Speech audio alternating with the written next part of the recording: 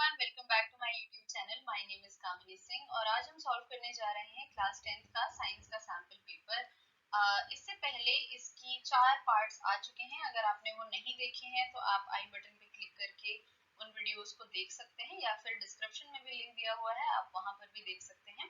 आज इसका part 5th है, तो बिना टाइम वेस्ट किए चलिए वीडियो को स्टार्ट करते हैं।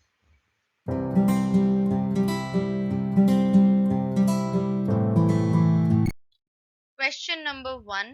State the properties of metal due to which electric wire are made from copper.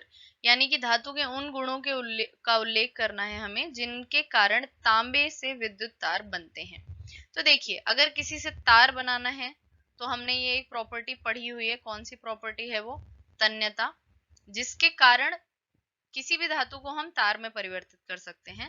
तो एक तो ये प्रॉपर्टी हो गई। दूसरा है कि अगर किसी भी चीज से हमें विद्युत तार बनाने हैं तो उससे विद्युत को पास भी होना जरूरी है ना? उसके थ्रू विद्युत जाए, यानी कि इलेक्ट्रिसिटी उससे पास हो।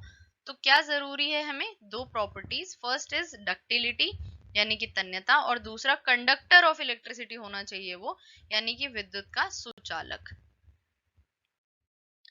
Next question, Sohan has put a piece of calcium in the beaker half filled with water.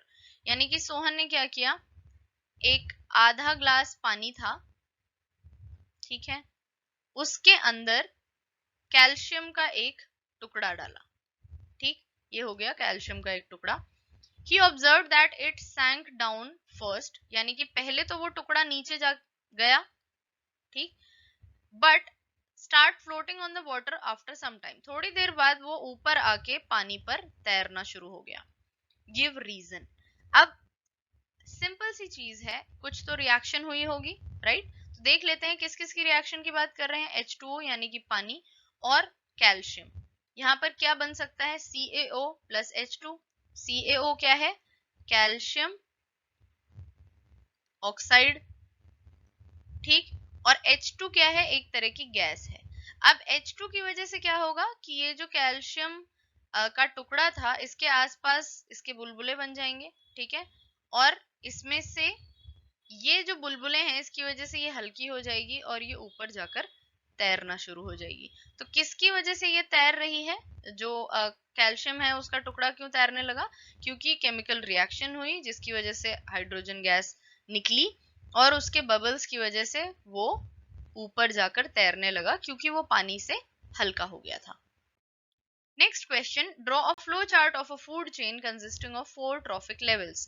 यानी कि हमें ऐसी खाद्य श्रृंखला बनानी है जिसमें 4 पोषी स्तर को हमें दिखाना है। तो बहुत इजी सवाल है ये। देखिए, सबसे पहले घास, कोई भी हम प्रोड्यूसर से शुरू करेंगे, ठीक है, प्रोड्यूसर यानी कि कोई भी उत्पादक से शुरू करेंगे जो कि अपना खाना स्वयं बना सकता है। फिर प्रथम उपभोक्ता आएगा, कैटरपिलर, यानी कि ऐसा जीव जो कि घास खाता हो। फिर उसको खाएगी छोटी चिड़िया, ठीक है, और फिर उसके आएगी बाद आएगी बाज। अब ये जो लास्ट वाला है ये क्या होगा? शीर्ष मांसाहारी, ठीक है। फूड चेन में जो लास्ट जो स्टेप होगा वो क्या होगा? शीर्ष मांसाहारी या फिर टॉप कार्निवोर, ठीक। ये हो गया प्राइमरी कंज्यूमर, ये हो गया सेकेंडरी कंज्यूमर, ये हो गया टर्शरी कंज्यूमर। ये हो गई हमारी 4 लेवल की food chain. Next question, what is thermite reaction? यानी कि थर्मिट अभिक्रिया किसे कहते हैं और इसका इस्तेमाल कहाँ होता है, उपयोग कहाँ होता है? तो ये आपके मेटल्स एंड नॉन मेटल्स वाला जो चैप्टर है उससे क्वेश्चन पूछा हुआ है। इसका आंसर देखते हैं। The reaction of iron oxide, यानी कि आयरन ऑक्साइड और एल्यूमिनियम के बीच में जो अभिक्रिया होती है उसको हम कहते हैं thermite reaction. It is used to join railway tracks और क्रैक्ड मशीन पार्ट्स। इसका इस्तेमाल कहाँ होता है? रेलवे पटरियों पर उनको जोड़ने के लिए और मशीनों की दरारों को जोड़ने के लिए। क्यों होता है ऐसा? देखिए, ये एक तरह का एक्सोथर्मिक रिएक्शन है जिसमें कि हीट निकल रही है, रिलीज हो रही है। देखिए, हम रिएक्शन में देख सकते हैं हीट इसमें एंड में रिलीज हो रही है। इस हीट रिलीज होने की वजह से क्या होता है? ये जो हमारे पास आयरन यानी कि जो धातु मिली है ये किस फॉर्म में मिलती है? मॉल्टन फॉर्म में, यानी कि पिघली हुई मिलती है।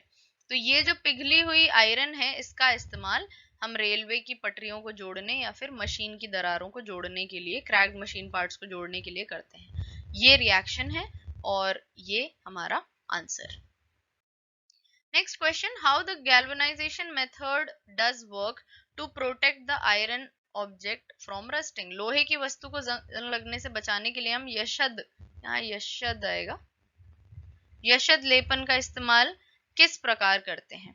देखिए गैल्वेनाइजेशन होता क्या है, galvanisation is a method of protecting steel and iron. हम स्टील और आयरन को जंग से बचाने के लिए उसके ऊपर किसका लेयर लगा देते हैं, जिंक का एक लेयर लगा देते हैं।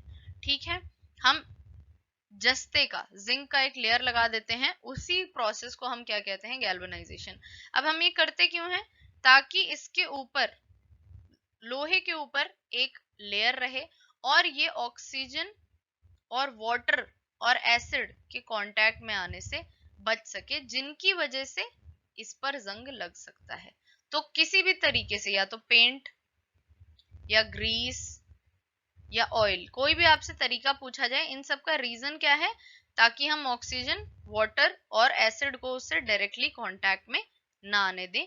इसी वजह से हम रोक पाते हैं किसको, रस्टिंग को।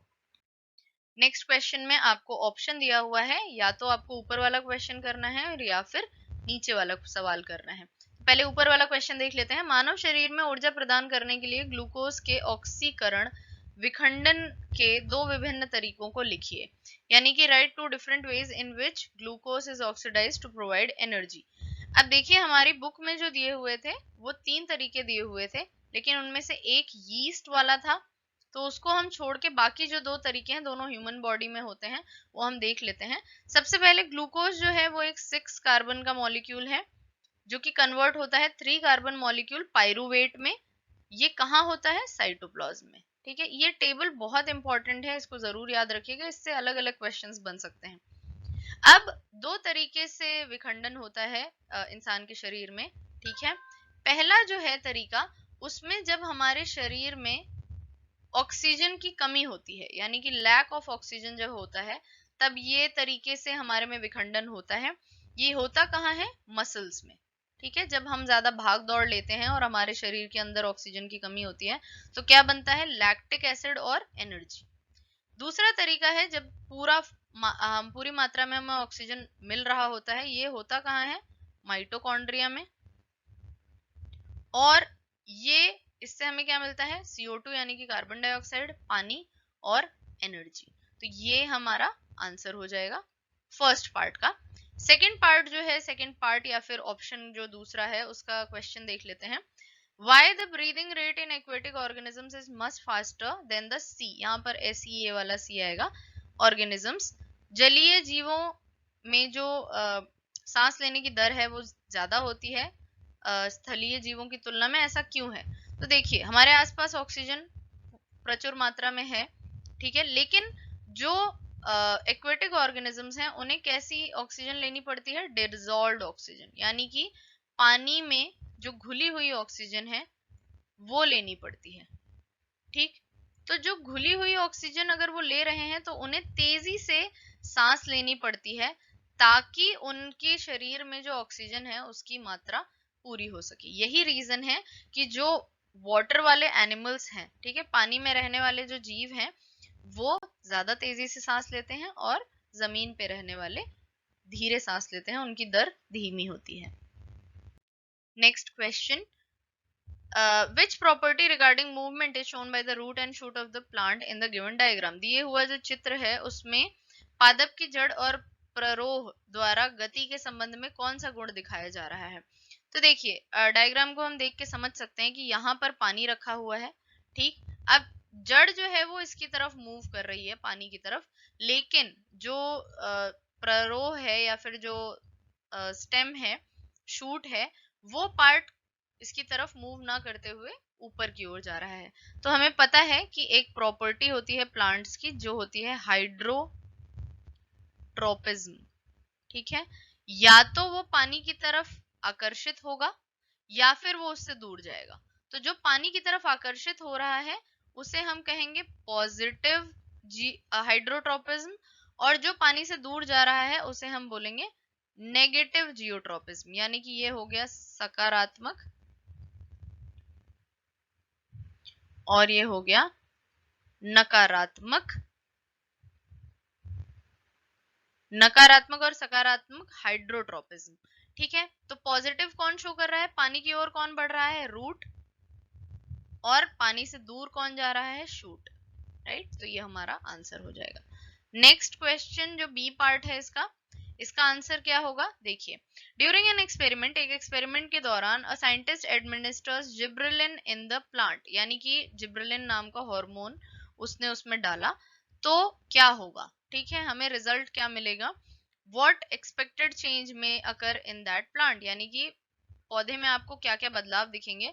तो जिब्रेलिन क्या करता है, शूट यानी कि जो आपका प्ररोह है उसका लेंथ को इंक्रीज करता है। ठीक है, उसके ग्रोथ में हेल्प करता है। तो जिस भी प्लांट में आप जिब्रेलिन को डालेंगे उसमें क्या होगा, उसका जो प्ररोह वाला एरिया है उसकी हाइट बढ़ जाएगी, उसकी ग्रोथ होगी। तो यही चेंज हमें देखने को मिलेगा। That is all for today's video. I hope you like the video. अगर आपको वीडियो पसंद आया हो तो आप लाइक कर सकते हैं, कमेंट करके अपने व्यूज और अपने क्वेश्चंस पूछ सकते हैं, अपने फैमिली और फ्रेंड्स के साथ शेयर कर सकते हैं। और अगर आपने अभी तक सब्सक्राइब ना किया हो तो चैनल को सब्सक्राइब करके बेल आइकन प्रेस करिए ताकि आप कोई भी वीडियो मिस ना करें। Thank you.